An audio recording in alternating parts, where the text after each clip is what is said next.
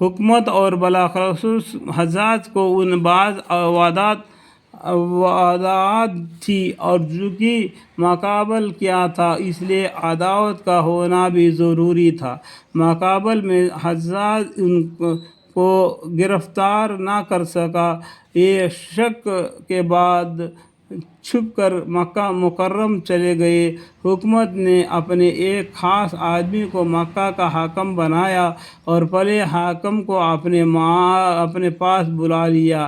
اس حاکم نے جا کر خطبہ پڑھا، جس کے آخر میں عبد الملک بن مروان بادشاہ کا یہ حکم بھی سنایا کہ جو شخص سعید بن جبیر رضی اللہ عنہ کو ٹھکانہ دے اس کو خیر نہیں۔ اس کے بعد اس حاکم نے خود اپنی طرف سے بھی قسم کھائی کہ جس کے گھر میں وہ ملے گا وہ اس کو قتل کیا جائے گا اور اس کے گھر کو نیز اس کے پڑوسیوں کے گھروں کو ڈھائے گا۔ غرض بڑی وقت سے مکہ کے حاکم نے ان کو گرفتار کر کے حجاج کے پاس بھیج دیا۔ اس کو غصہ نکل لینے اور ان کو قتل کرنے کا موقع مل گیا۔ سامنے بلایا اور پوچھا کہ حجاج تیرا کیا نام ہے؟ سعد، میرا نام سعد ہے۔ حجاج کسی کا بیٹا ہے؟ سعد نے بولا جبیر کا بیٹا ہوں۔ سعد کا ترجمہ نیک بخش ہے اور جبیر نے معنی اصلاح کی ہوئی چیز اگر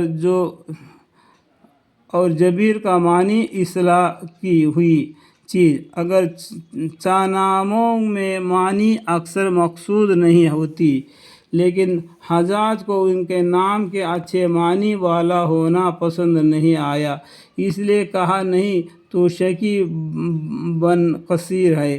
شقی کہتے ہیں بدبخت کو، اور کسی ٹوٹی ہوئی چیز۔ سعد، میری والدہ میرا نام تجھ سے بہتر جانتے تھے۔ حجاج، تو بھی بدبخت، تیری ماں بھی بدبخت۔ سعد نے غیب کا جاننے والا تیرے علاوہ وہ اور شخص ہے، یعنی علامہ الغیوب۔ حجاج، دیکھا میں اب تجھے موت کے گھاٹ اتارتا ہوں۔ سعد، تو میری ماں نے میرا نام درست رکھا۔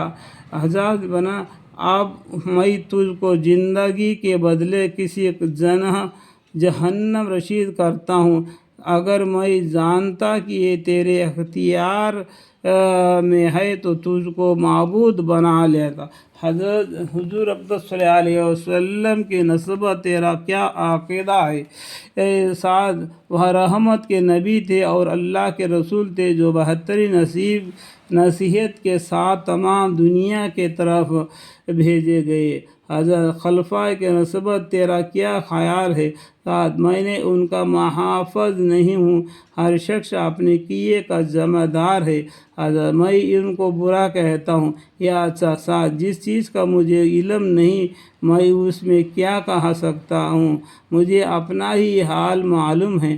حضرت، ان میں سب سے زیادہ پسندیدہ تیرے نزدیک کون ہے؟ سعد، جو سب سے زیادہ میرے مالک کو راضی کرنے والا تھا۔ بعض کو کتاب میں بھیجا، اس کو یہ جواب ہے کہ ان کے حالات بعض کو بعض پر ترجیح دیتے ہیں۔ حضرت، سب سے زیادہ راضی رکھنے والا کون تھا؟ اس کو وہی جانتا ہے جو دل کے بھیدوں اور چھپے ہوئے رازوں سے واقف ہے۔ حضرت علی رضی اللہ عنہ جنت میں ہے یا دوزخ میں؟ سعد، اگر میں جنت اور جہنم میں جاؤں اور وہاں والوں کو دیکھ لوں تو بتلا سکتا ہوں۔ حضرت، میں قیامت میں کیسا آدمی ہوگا؟ سعید، میں اس سے کم ہوں، غیب پر مطلع کیا جائے۔ حضرت، تم ان سے سچ بولنے کا ارادہ نہیں کرتا؟ سعد، میں نے جھوٹ بھی نہیں کہا۔ حضرت، تو کبھی ہنستا کیوں نہیں؟ سعد، کوئی بات ہنسنے کی دیکھتا نہیں، اور وہ شخص کیا ہم سے جو مٹی سے بنا ہوا اور قیامت میں اس کو جانا ہو اور دنیا کے فتنوں میں دن رات رہتا ہو۔ حضرت میں تو ہنستا ہوں، ساتھ اللہ نے ایسے ہی مختلف طریقوں میں ہم کو بنایا ہے۔ حضرت میں تجھے قتل کرنے والا ہوں، آج میری موت کا سبب پیدا کرنے والا اپنے کام سے فارغ ہو چکا۔ حضرت میں اللہ کے نزدیک تجھ سے زیادہ محبوب ہوں، ساتھ اللہ پر کوئی بھی جرأت نہیں کر سکتا جب تک کہ اپنا مرتبہ معلوم نہ کر لے، اور غیب کی اللہ ہی کو خبر ہے۔ حضرت میں کیوں نہیں جرأت کر سکتا، حالانکہ میں جماعت کے بادشاہ کے ساتھ ہوں اور تو باغیوں کے جماعت کے ساتھ ہے۔ میں جماعت سے علیحدہ نہیں ہوں اور فتنہ کو خود ہی پسند نہیں کرتا، اور جو تقدیر میں ہے اس کو کوئی ٹال نہیں سکتا۔ حضرت ہم جو کچھ امیر المومنین کے لیے جمع کرتے ہیں اس کو تو کیسا سمجھتا ہے؟ میں نہیں جانتا کہ کیا جمع کیا۔ حضرت نے سونا چاندی کے کپڑے وغیرہ منگوا کر ان کے سامنے رکھ دی۔ ساتھ یہ اچھی چیزیں ہیں اگر اپنے شرط کے موافق ہو۔ حضرت شرط کیا ہے؟ شرط یہ کہ تو ان سے ایسی چیزیں خریدے جو بڑے گھبراہٹ کے دن یعنی قیامت کے دن امن پیدا کرنے والی ہو، ورنہ ہر دودھ پلانے والی دودھ پیتے کو بھول جائے گی اور حمل گر جائے گی، اور آدمی کو اچھی چیزیں کی سو کچھ بھی کام نہ دے گی۔ حضرت ہم نے جو جمع کیا یہ اچھی چیز نہیں، تو نے جمع کیا تو ہی اس کی اچھی کی سمجھ سکتا ہے۔ حضرت کیا تو اس میں سے کوئی چیز اپنے لیے پسند کرتا ہے؟ اور میں تو صرف اس چیز کو پسند کرتا ہوں جس کو اللہ پسند کرے۔ حضرت تیرے لیے ہلاکت ہو، ساتھ ہلاکت اس شخص کے لیے ہے جو جنت سے ہٹ کر جہنم میں داخل کر دیا جائے۔ حضرت وقت ہو کر بتلا کہ میں تجھ کسی طریقہ سے قتل کروں، ساتھ جس طرح سے قتل ہونا اپنے لیے پسند ہو۔ حضرت کیا تجھے معاف کر دوں؟ ساتھ معافی اللہ کے یہاں کی معافی ہے، تیرے معافی کرنا کوئی چیز بھی نہیں۔ حضرت نے جلاد کو حکم دیا کہ اس کو قتل کر دو، ساتھ باہر لائے گئے اور ہن سے حجاج کو اس کی اطلاع دی گئی۔ پھر بلایا اور پوچھا کہ حجاج تو کیوں ہنسا؟ ساتھ تیرے اللہ پر جرأت اور اللہ تعالیٰ کی تصویر پر حکم سے حجاج میں اس کو قتل کرتا ہوں جس نے مسلمانوں کی جماعت میں تفریق کی۔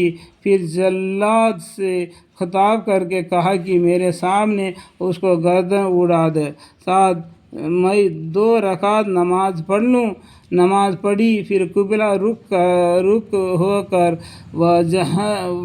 وجہت وجہی للذی فطر السماوات والارض حنیفا وما انا من المشرکین۔ انی وجہت وجہی للذی فطر السماوات والارض حنیفا وما انا من المشرکین پڑھا، یعنی میں نے اپنا منہ اس پاک ذات کی طرف کیا جس نے آسمان زمین بنائے، اور میں سب طرف سے ہٹ کر ادھر متوجہ ہوا اور نہیں ہو کر مشرکوں اور نہیں ہوں مشرکین سے۔ حضرت اس کا منہ قبلے سے پھیر دو۔ اس کا منہ قبلے سے پھیر، انصاری نے قبلے کی طرف کو کر دیا، انصاری کے قبل کی طرف کر دو کہ انہوں نے بھی اپنے دین میں تقریر کی اور اختلاف پیدا کیا، چنانچہ فوراً پھیر دیا گیا۔ ساتھ جدھر تم منہ پھیر دو ادھر بھی خدا ہے جو بھیدوں کا جاننے والا ہے۔ حضرت اندھا ڈال دو، یعنی زمین کی طرف منہ کر دو، ہم تو ظاہری پر عمل کرنے کی ذمہ داری ہے۔ ساتھ ہم نے زمین ہی سے تم کو پیدا کیا اور اسی میں تم کو لوٹائے گئے اور اس سے پھر دوبارہ اٹھائے گئے، لہذا اس کو قتل کر دو۔ ساتھ میں تجھے اس بات کا گواہ بناتا ہوں، تو اس کو محفوظ رکھنا، جب میں تجھ سے قیامت کے دن ملوں گا تو لے لو گا۔ اس کے بعد وہ شہید کر دیے گئے۔ انا للہ و انا الیہ راجعون۔ ان کے انتقال کے بعد بدن سے خون بہت زیادہ نکلا، جس سے حجاج کو بھی حیرت ہوئی۔ اپنے طیب سے اس کی وجہ پوچھی، اس نے کہا کہ ان کا دل نہایتی اطمینان تھا اور قتل کا ذرا بھی خوف ان کے دل میں نہیں تھا، اس لیے خون اپنی اصل مقدر پر قائم رہا، برخلاف اور لوگوں کے خوف سے ان کا خون پہلے ہی خشک ہو جاتا۔ اس قصہ کے سوال اور جواب میں کتب میں کمی زیادتی بھی ہے اور بھی بعض سوال جواب نقل کیے گئے، ہمیں تو نمونہ ہی دکھانا تھا، اس لیے اس پر اکتفا کیا گیا۔ تابعین کی اس قسم کے قصے بہت زیادہ ہیں۔ حضرت امام اعظم، امام مالک اور امام حنبل بن حنبل وغیرہ حضرات اس حق کو گواہی کی وجہ سے ہمیشہ متقی برداشت فرماتے رہے، لیکن حق کو ہاتھ سے نہیں چھوڑا۔ الحمدللہ رب العالمین۔